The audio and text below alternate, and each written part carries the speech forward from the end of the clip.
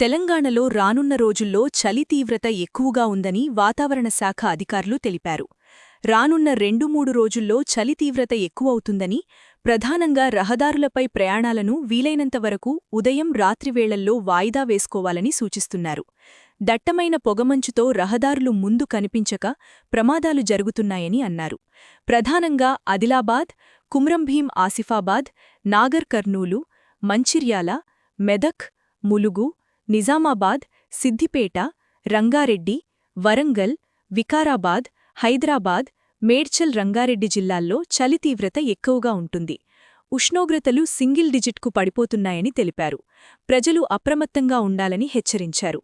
చలితో పాటు మంచు పెరగడంతో వృద్ధులు, చిన్నపిల్లలు అనారోగ్యం బారిన పడకుండా జాగ్రత్తలు తీసుకోవాలని వైద్యులు సూచిస్తున్నారు.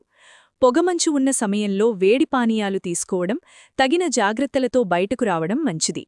రాబోయే 2-3 రోజులు కూడా ఇదే తరహా వాతావరణం కొనసాగే అవకాశం ఉందని వాతావరణ శాఖ అంచనా వేస్తోంది. మరిన్ని వెదర్ అప్డేట్స్ కోసం మన ఛానల్ని సబ్స్క్రైబ్ చేయండి.